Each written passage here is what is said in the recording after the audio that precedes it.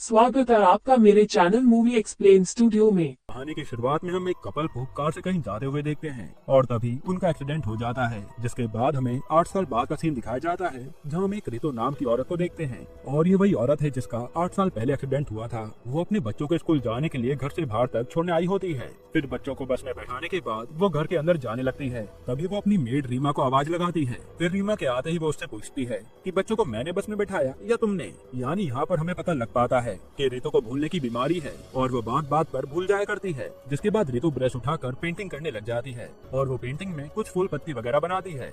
वहीं दूसरी तरफ हम डॉक्टर मनु को देखते हैं जो कि रितु का हस्बैंड है और वो किसी और डॉक्टर से अपनी बेबी के भूलने की हालत के बारे में बता रहा होता है। फिर कहानी थोड़ी सी पास्ट में जाती है जब इनका एक्सीडेंट हो गया था और उसके बाद ये हॉस्पिटल में भर्ती हो गए थे। तब वहाँ एक डॉक्टर मनु को रितु की हालत के बारे में बता रहा होता है। वो कहता है कि अब शायद रितु को काफी देखभाल की जरूरत पड़ेगी और उनकी याददाश्त बार बार आती जाती रहेगी। फिर कहानी प्रेजेंट टाइम में आती है जहाँ हम देखते हैं कि रीमा रितु की पेंटिंग पैक कर रही होती है। जिसके बाद वो रितु को तैयार करती है और फिर ये दोनों ड्राइवर बिज्जू जो कि रीमा का पति होता है उसके साथ एक जगह पर जाते हैं जहाँ जाकर रितु की पेंटिंग को 3000 में बेच देते हैं। अब वहाँ से जाते समय रितु रीमा से पूछती है कि आखिर मेरी हर पेंटिंग को कौन खरीद रहा है। वहीं दूसरी तरफ हम मनु को देखते हैं जो कि अपने फार्म हाउस जाता है और उसके हाथ में वही पेंटिंग होती है। यानी रितु की सारी पेंटिंग्स मनु ही खरीद कर अपने फार्म हाउस में लगा दिया करता था। फिर मनु यहाँ से घर जाता है जहाँ रितु ने कलर गिरा रखे थे और वो काफी रो रही होती है। रीमा उसे शांत कराने की कोशिश करती है लेकिन वो शांत नहीं होती। तब मनु उससे पूछता है कि क्या हुआ, तुम रो क्यों रही हो। रितु कहते कि मैं जितनी भी कोशिश कर लूं लेकिन ये फूल पत्तियों के अलावा मैं कुछ भी बना नहीं पा रही।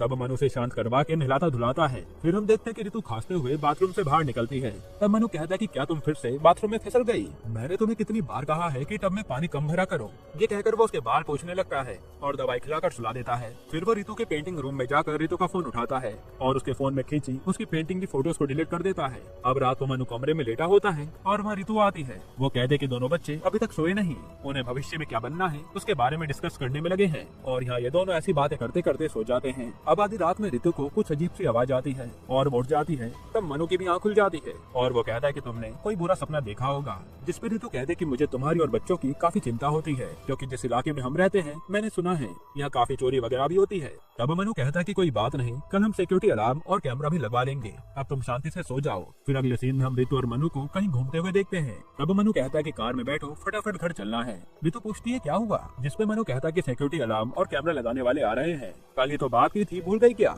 जिसके बाद ये दोनों घर आते हैं। यहाँ पर पूरी टीम आई होती है घर में सिक्योरिटी अलार्म और कैमरा लगाने के लिए। अब वहाँ आते ही एक लड़की अपना कार्ड रितु को देती है और कहती है कि कभी भी कोई दिक्कत हो तो हमें कॉल कर लेना। तब मनु रितु को कहता है कि इन सबके लिए चाय बनाओ। ये कहकर वो कमरे में चला जाता है और रितु रसोई में जाकर उस कार्ड को किसी डब्बे के नीचे रख देती है और चाय बनाने लगती है। लेकिन कभी वो कुछ और सोचने लग जाती है और सिक्योरिटी अलार्म सेट करने वाली टीम रसोई में आ जाती है। तब उनके आते रितु चाकू उठाकर उन्हें मारने की कोशिश करती है क्योंकि वो तो सब भूल गई थी। तभी वहाँ मनु आता है और रितु को समझाने की कोशिश करता है लेकिन रितु तो कुछ नहीं समझती, इसलिए मनु से चाटा मार देता है और अब रितु बेहोश हो जाती है। तब मनु से उठाकर उसके कमरे में ले जाकर सुला देता है। फिर मनु रूम से बाहर आता है जिससे वो लड़की रितु के बारे में पूछती है। मनु कहता है कि कुछ नहीं, वो आप सभी को देखकर घबरा गई थी। फिर वो लड़की कहती कि अब सब सेट हो गया है, 2 दिन में सिक्योरिटी अलार्म भी चालू हो जाएंगे। अब रात को दोनों जने सो रहे होते हैं। तभी रितु को किसी की आवाज आती है और वो उठकर अपने फोन की फ्लैश जलाती है। तभी उसे पीछे से कोई पकड़ लेता है और सीन यही कट होता है।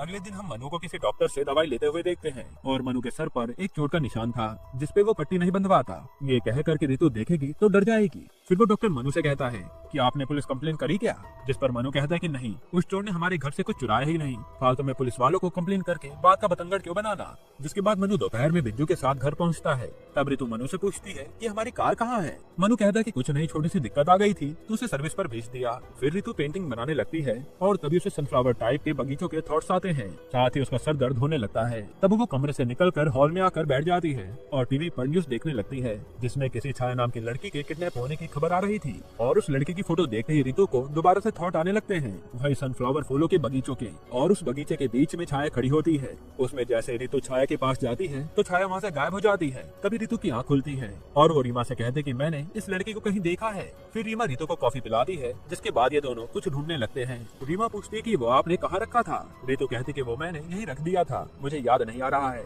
और वो ब्रेसलेट मनु ने मुझे बड़े प्यार से दिया था। जिसके बाद मनु कार से घर आता है और रितु उसका बाहर इंतजार कर रही होती है। मनु के आते रितु कहती है कि तुम्हारे लिए एक सरप्राइज है और वो उसे अपनी नई पेंटिंग दिखाने लगती है। नई पेंटिंग में रितु ने बैटमैन और खरगोश बनाया था, साथ ही उसी के बगल रखी की पेंटिंग में उसने सनफ्लावर के फूलों को बना रखा था। तब मनु उनकी पेंटिंग की तारीफ करता है, जिसके बाद रितु अपने बच्चों को भी वो पेंटिंग दिखाती है। अब अगले दिन मनु के घर पर 2 पुलिस वाले आते हैं, जिनमें से एक का नाम डेविड होता है और वह मनु से रितु के बारे में पूछने लगता है। मनु उस पुलिस वालों को घर में बैठाता है और वो पुलिस वाले रितु से कुछ पूछताछ करते हैं। दरअसल छाया जहाँ से गायब हुई थी उस समय रितु वहाँ मौजूद थी, ऐसा पुलिस वालों का कहना था, लेकिन रितु को कुछ भी याद नहीं आ रहा था। तब डेविड रितु के ऊपर प्रेशर बनाने लगता है, लेकिन मनु डेविड को कोने में ले जाकर बताता है कि रितु की कंडीशन कैसी है। तब डेविड मनु को सॉरी बोलता है और कहता है कि कोई बात नहीं, कल अपनी वाइफ को पुलिस स्टेशन ले आना, वहाँ पर हम 1-2 सवाल जवाब करेंगे और आते समय अपने वाइफ की मेडिकल रिपोर्ट भी लेकर आना। फिर अगले दिन मनु रितु को लेकर डेविड के पास पहुँचता है। डेविड रितु से अकेले में सवाल जवाब करने लगता है और पूछता है कि जिस दिन छाया किडनैप हुई थी तब रितु काफी ज्यादा सोचने लगती है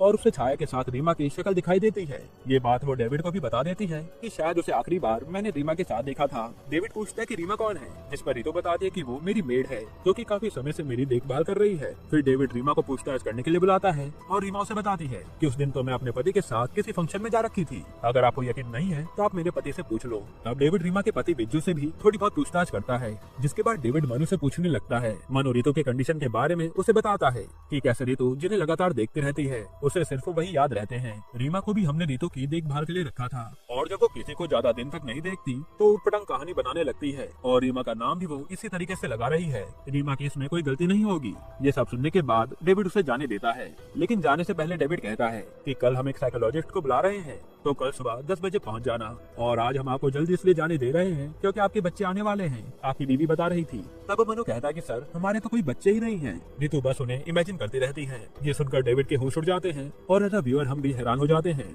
फिर अगले दिन हम मीरा नाम के साइकोलॉजिस्ट को देखते हैं जो रितु से पूछताछ कर रही होती है। वो पूछती है कि आप हर बारी एक जैसी पेंटिंग क्यों बनाती हैं? रितु कहते हैं कि मुझे और कुछ याद ही नहीं आता।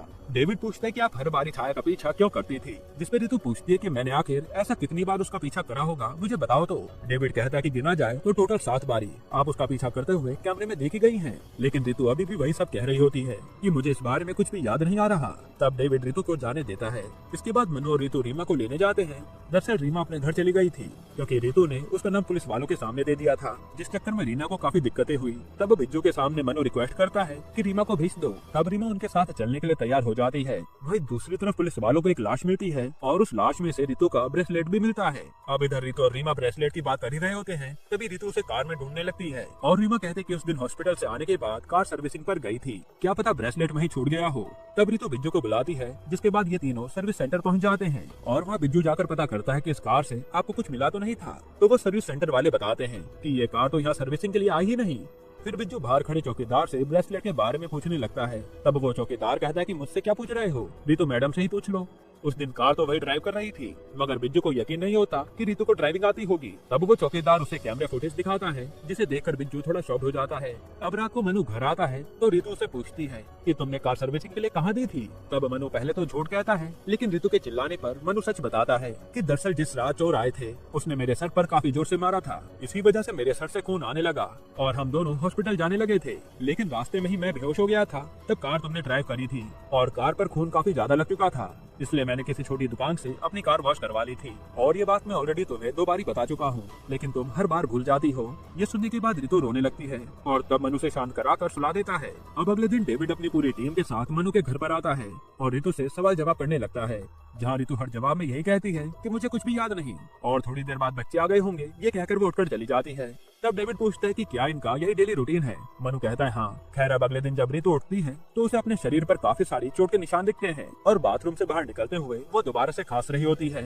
तब मनु उसे फिर से वही कहता है कि तुम दोबारा से फिसल गई थी क्या, मैंने तुम्हें कितनी बार कहा है टब को पूरा मत भरा करो। और ये सब सुनने के बाद हमें कुछ गड़बड़ लगती है। फिर कुछ दिनों बाद डेविड दोबारा से रितु को पूछताछ करने के लिए बुलाता है, जहाँ मनु डेविड से कहता है कि मेरी रितु को कुछ भी नहीं पता, आप उसे बार बार परेशान क्यों कर रहे हैं। तब डेविड गुस्से में कहता है कि देखो, हम आपकी बीवी से अभी तक छुट्टी से पेश नहीं आए हैं क्योंकि हम उनकी बीमारी के बारे में जानते हैं, लेकिन यहाँ पर बात सिर्फ एक लड़की की नहीं हो रही, उनके साथ 2 लड़कियां गायब हैं। तब डेविड रितु को छाया के साथ जेनिफर और त्रिशिका की फोटो दिखाकर उनके बारे में पूछने लगता है, लेकिन रितु का वही जवाब था कि मुझे कुछ भी याद नहीं आ रहा। तब डेविड रितु का इलाज करने वाले डॉक्टर के बारे में पूछकर उनसे मिलने चला जाता है, लेकिन वहाँ पर भी डेविड को कोई जानकारी नहीं मिलती।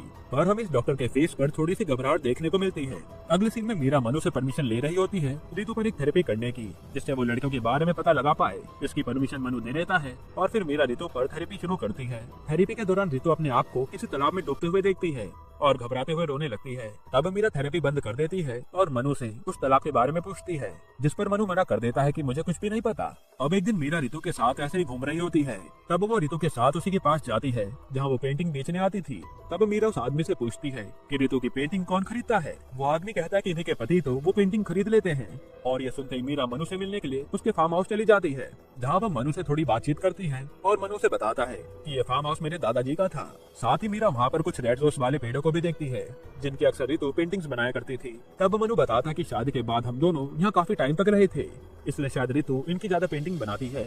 लेकिन तभी रितु को कुछ जानवरों की आवाज आती है और उसे थोड़ा अजीब सा लगता है, तो वो तुरंत वहाँ से निकल जाती है। अब अगले दिन मनु रितु को नहा धुलाकर उसके बाद पहुंच रहा होता है कि तभी वहाँ पर डेविड और उसका साथी आता है। वो कैमरे की फुटेज चेक करने लगते हैं। साथ ही डेविड दोनों से मीरा के बारे में पूछता है और बताता है कि मीरा मिसिंग है। तभी डेविड का साथी डेविड को फुटेज दिखाता है जिसमें रितु से मिलने मीरा आई होती है और जाते समय वो रितु की 2 पेंटिंग्स ले गई थी। फिर कैमरा फुटेज लेने के बाद डेविड और उसके साथी वहाँ से चले जाते हैं। अब मनु रीमा का इंतजार कर रहा होता है और रीमा के आते ही मनु भी फार्म हाउस चला जाता है। फार्म हाउस पहुँचने पर मनु मीट को गर्म करता है और उन्हें अपने कुत्तों को खिलाने लगता है, जिसके बाद वो दारू पीते हुए अपने दादा को याद करता है। तब कहानी पास्ट में जाती है और हम मनु के दादा को देख पाते हैं, जो कि उस गाँव के काफी अमीर व्यक्ति थे, जो दिन में तो गाँव वालों की सेवा करने का नाटक करते थे और रात में लड़कियों का रेप करके उन्हें अपने नौकर से कटवाकर जानवरों को खिला देते थे। ऐसा हर रोज होता था और मनु भी अपने दादा को देखकर ये सब सीख लेता है, जिसके बाद वो कुछ ही दिनों में ये सब करने भी लग जाता है। यानी मनु ने कुत्तों को जो मांस खिलाया वो किसी लड़की का था। अब कहानी प्रेजेंट में आती है और मनु अपने फार्म हाउस के बेसमेंट में जाता है, जहाँ पर उसने मीरा को बंदी बना रखा था। इधर रितु को कुछ याद नहीं आता और वो सब कुछ याद करने की कोशिश कर रही होती है। तब रीमा उसे कहते कि आप कैमरा फुटेज चेक कर लीजिए। तब रितु को फुटेज चेक करने पर याद आ जाता है कि कल मीरा यहाँ आई थी। फिर रितु पूछती कि मनु कहाँ होगा।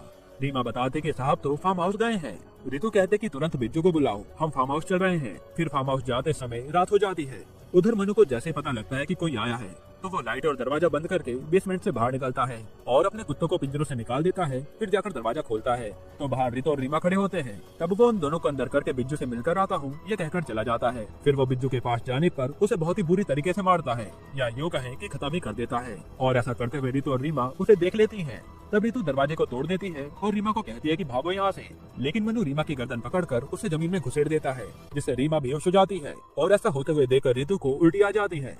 फिर उल्टी करने के बाद रितु सब कुछ भूल जाती है और मनु उसे कमरे में ले जाकर सुला देता है। फिर रितु के सोने के बाद वो रीमा को भी बेसमेंट में लेकर जाता है और दारू पीते हुए वो सभी पेंटिंग्स में दारू डालकर उन्हें आग लगा देता है। तभी रितु की आंख खुल जाती है और उसे सब याद आने लगता है कि कैसे मनु ने उसे यूज करा है। धीरे धीरे हमें सारे सीन दिखाए जाते हैं कि कैसे मनु रितु को बाथरूम में ले जाकर बुरे तरीके से मारता था। फिर उसे थोड़ी देर टब में डुबाकर उसकी याददाश्त मिटा दिया करता था। ऐसे उसने कई लड़कियों को किडनैप करने में रितु का सहारा लिया और पता चलता है कि छाया को रितु ही कार तक लेकर आई थी, जिसके बाद मनु ने उसे किडनैप कर लिया और बाकी लड़कों को भी मनु ने ऐसे किडनैप करा था। किडनैप करने के बाद मनु रितु को टब में थोड़ी देर तक डुबो के उसकी याददाश्त मिटा देता था और उन लड़कियों को मारकर उनके पीस काटकर अपने जानवरों को खिला देता था। वहीं लड़कियों का सामान इकट्ठा करके वो अपने पास रखता था और मीरा को भी उसने ऐसे किडनैप करा था। रितु मीरा के घर के बाहर जाकर खड़ी हुई। तब मीरा रितु से मिलने के लिए बाहर आई और पीछे से मनु ने उसे क्लोरोफॉर्म सुंघाकर किडनैप कर लिया। अब ये सब याद आने पर रितु दोबारा से अपनी आंखें बंद कर लेती है। तब मनु से उठाता है और टब की ओर ले जाने लगता है। फिर जैसे वो उसे डुबाने वाला होता है तब रितु पीछे हटकर उल्टा उसी को पानी में गिरा देती है और वहाँ से दरवाजा लॉक करके भागने लगती है। तभी बाहर खुखार कुत्ते खड़े होते हैं तो उनसे बचते बचाते रितु जंगल की ओर भागती है और उसके पीछे मनु बंदूक लेकर भाग रहा होता है। तब अंधेरे में रितु का पैर फिसल जाता है और वो तालाब में गिर जाती है। तब मनु दोबारा से रितु को पकड़कर बेसमेंट में ले आता है और उसके सामने इंजेक्शन दे के कहता है कि इसे अपने आप लगा लो वरना मैं लगाऊंगा तो दर्द होगा। तब रितु उस इंजेक्शन को मनु के पैर में घुसा देती है और ऐसा करते ही मीरा अपने हाथों की रस्सी को तोड़कर मनु के गले में फंसा देती है। फिर दोनों के बीच में भयंकर हाथापाई होती है। इस बीच मनु की बंदूक रितु के पास गिर जाती है और रितु उस बंदूक को उठा लेती है। अब मनु मीरा को काफी बुरे तरीके से मारकर उसे अधमरा कर देता है। तब रितु मनु पर गन पॉइंट कर देती है, लेकिन मनु उसे समझाने लगता है कि अरे मैं तो तुम्हारा पति हूँ, तुम मुझे कैसे मार सकती हो। लेकिन इतने में मीरा कहती है कि ये तुम्हारा पतिव्रत नहीं है, इसे शूट करो जल्दी वरना ये हमें मार देगा। ये सुनते ही रितु उस पर गोली चला देती है, जिसके बाद वहाँ पर पुलिस पहुँच जाती है। फिर अगले दिन हम सभी को साथ में बैठे हुए देखते हैं, जहाँ पर मीरा सबको बताती है कि वो कब से इस केस को स्टडी कर रही थी और उसे जब मनु पर शक हुआ था उस रात वो डेविड को फोन करने वाली थी कि मनु के फार्म हाउस पर चेकिंग करी जाए, लेकिन उससे पहले रितु उसके दरवाजे पर आकर खड़ी हो गई, जिसके बाद मनु ने उसे किडनैप कर लिया था। तब डेविड मीरा को सॉरी कहता है कि हम ये सब जान नहीं पाए और वो रितु को बताता है कि हमें उन 13 लड़कियों का सामान मिला है जिसे मनु ने किडनैप करके मार डाला, जिनमें से अकेली तुम बची हो, वो भी इसलिए क्योंकि तुम्हारा एक्सीडेंट हो गया था और तुम्हें भूलने की बीमारी हो गई थी। जिससे मनु को ही फायदा हो रहा था, इसलिए अभी तक उसने तुम्हें नहीं मारा। साथ ही आज डेविड रितु को उसका असली नाम बताता है एस्टर। तब रितु अपनी पुरानी फोटो को देखकर रोने लगती है और एंड में हम रितु यानी एस्टर को जेल में मनु से मिलते हुए देखते हैं। मनु अभी मरा नहीं था, गोली उसके शोल्डर पर लगी थी। तब एस्टर मनु को कोसते हुए वहाँ से चली जाती है। यहीं पर ये मूवी खत्म होती है। दोस्तों, आपको ये मूवी कैसी लगी हमें कमेंट में जरूर बताइएगा।